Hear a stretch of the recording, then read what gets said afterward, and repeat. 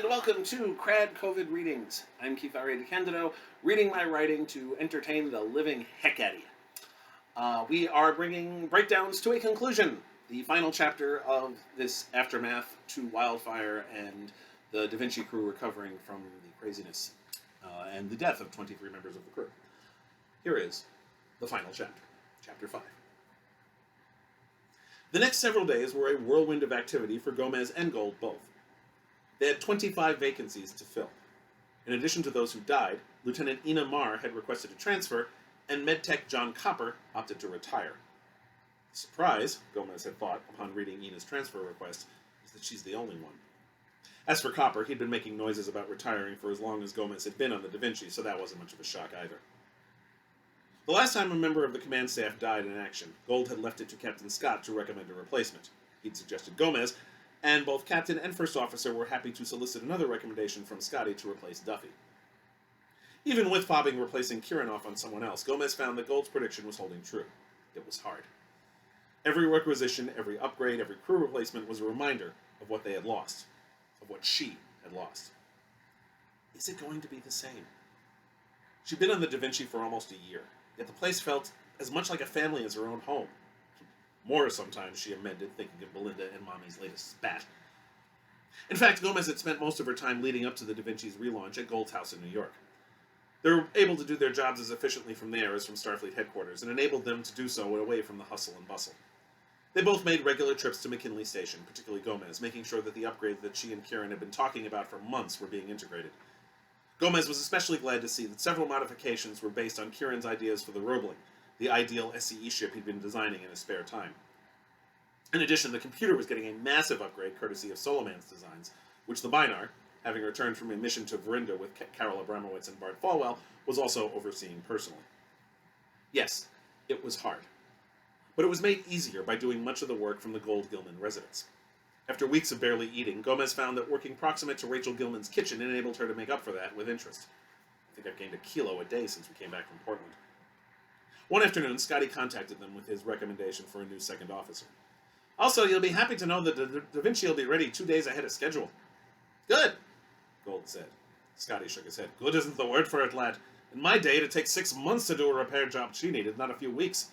We probably would have just scrapped the lot and started from scratch. Gold snorted. Your day, hell, 5 years ago. Gomez smiled wryly. Nothing like fighting a war against a technologically superior foe to motivate you to improve your repair efficiency.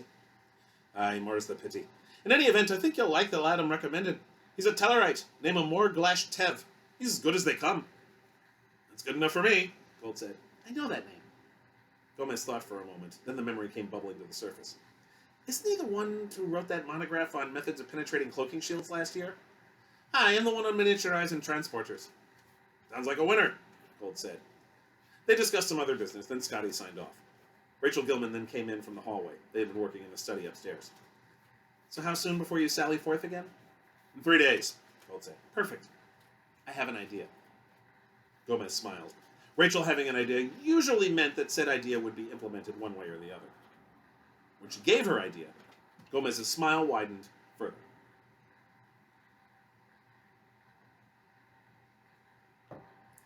The day before the Da Vinci was to be released from McKinley Station, Gold tethered Fresser to the Dogwood in preparation for several arrivals. He and Gomez had sent out messages to the remaining 15 Galvan VI survivors who were remaining aboard the Da Vinci, and one by one they all beamed or shuttled or walked up to the house in the Bronx. Fresser tried desperately to leap about, but the leash was intact. Obviously, Gomez thought with a pang of sadness, he's not a Houdini dog like Alexander. Some were dressed in uniform, like Soloman, who had beamed down from McKinley after giving the new computer a final once-over. Others were in civilian garb, like Carol Abramowitz, who had come straight to the Bronx from her trip to Pacifica. Both she and Bart Falwell were looking especially pleased with themselves as they listened to Fabian Stevens tell of his adventures during a cargo run with Domenica Corsi and her father. Wonder what Fabe's going to say when he finds out the species of our new second officer, Gomez thought, and wincing only a little at the thought of Kieran's replacement. Very few were listening to Fabian, however, as they were either pestering Patty Blue with questions about the rather historic rediscovery she'd made on the NASA homeworld of a sentient plant-based life form living on this planet's surface, or pestering Robin Rusconi about her rather bizarre experience with an interdimensional portal on the moon. Before long, though, Gold called the meeting to order, which in practical terms meant that everybody stood on the lawn and faced Gold as he addressed them. We've been through hell and back, almost literally. A lot of good people gave their lives. Other ships have survived disasters like this, only to see the remaining crew split up, sent to the Nine Winds. But that's not the way we do things around here. We're the S.C.E, after all. If there's one thing I've learned is that when we see something that's broken, we not only fix it, we make it better. I have every faith that you'll do the same for the Da Vinci tomorrow when we take her back out. But we're also a family. A big family, and believe me, I know from big families. Several people chuckled at that. And I was reminded of something recently. In times like this, families come together. So I brought you all here today on the eve of our going back out into space to reassure you of that and to invite you all to join me in celebrating our lives. We've had our time to mourn our losses. It's time to start moving forward. Before we take this party inside, I want to deal with some business.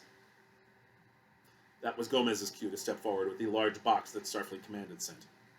Promotion time came and went while we were in dry dock, Gomez said, so we've got a few to take care of. She reached into the box and pulled out a hollow rank pip. First of all, to Nancy Conlon, I hereby promote you to the rank of Lieutenant Junior Grade and also officially give you the position of Chief Engineer of the Da Vinci. Conlon had stepped forward to accept the pip, but stopped short at the second part. What? You're making me, Chief? Sir, I'm flattered, but...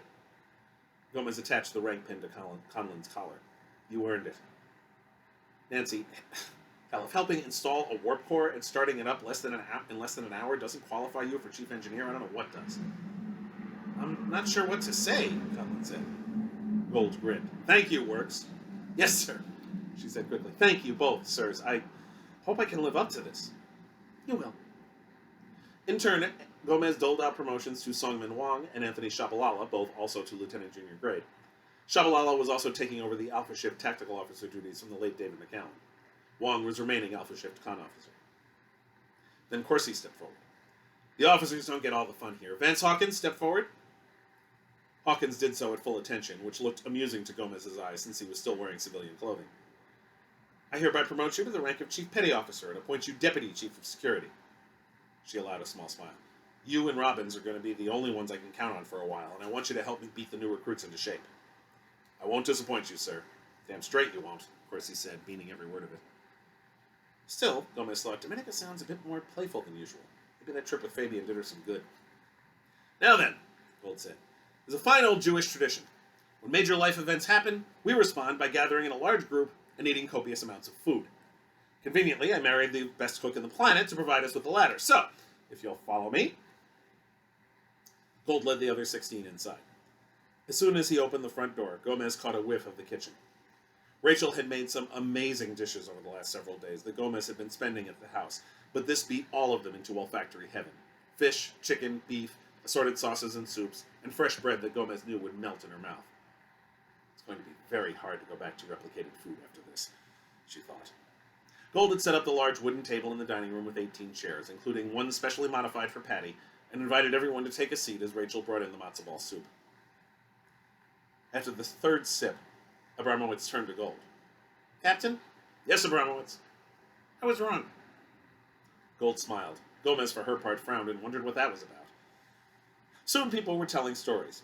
Hawkins talked about one of his and Drew's shore leave misadventures, which led to Stevens telling a similar story about a bar crawl he and Duffy had engaged in during the war, shortly after Stevens signed on to the Da Vinci. Gomez was torn between anger and gratitude that Kieran had never told her the full story. Wetzel described the entertaining process of separating Robbins and Lipinski's hair after it was fused together, with Robbins adding colorful commentary and Conlon, the instigator of the practical joke, sinking deeper into her chair. Blue then told a tale of her, Barnack, Feliciano, Fernatz, and Orthak on leave at Starbase 96 when some idiot had a problem with a group of 5 people from 5 different species sitting together, which almost led to a brawl, and did lead to the person in question's having 5 different drinks spilled on his head. Lenz even told a story about her and Emmett. Gold then asked Solomon, were you able to restore any of Emmett? Not as such, I'm afraid. The EMH on the Da Vinci will be akin to what he was when he was first installed. He turned to Lenz. I'm sorry, Doctor. I did attempt to retrieve the data, but the damage was too extensive. That's all right, Lenz said. I was hoping he might be restored, but I wasn't really counting on it. I don't think I want to call this one Emmett, though. The stories continued through the fish course, the chicken course, the beef course, and the dessert. As he was polishing off his baklava, Stevens decided to do something he'd never done before. he told the Telluride story. Gomez forced herself to keep her composure, but she appreciated what Fabian was doing.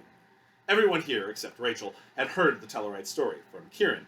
He loved recounting it, though it was hard to say which he enjoyed more, embarrassing Fabian by telling it behind his back, or embarrassing Fabian by telling it in his presence. By telling it now, Fabian assured everyone that none of the dead would be forgotten, but that the living were, as Gold had said, moving on. Eventually, the party broke up, though some decided to stick around for coffee, tea, and fruit in the living room. More stories were exchanged, and some started talking about the modifications and improvements to the Da Vinci, the addition of guest quarters, for example, as well as the expansion of the HoloLab, and more versatile tractor beams, and the industrial replicator. Sonia Gomez wasn't sure if she was going to be able to face going back up there. It had been one thing to reconcile her own feelings of anger toward Gold and her ambivalence about Kieran. Even there, she still, weeks later, had no idea what answer she was going to give to Kieran to his magic marriage proposal. All she knew for sure was that she missed him terribly. Tomorrow, she'd find out if she could go on without him. The end. That concludes Breakdowns. It was a while before I wrote another story. The next batch of stories, the next one was Aftermath by Christopher L. Bennett, which introduced Morgulash Tev, who was basically a diametric opposite of Duffy. He's completely full of himself, a total pompous ass, and very brilliant, of course.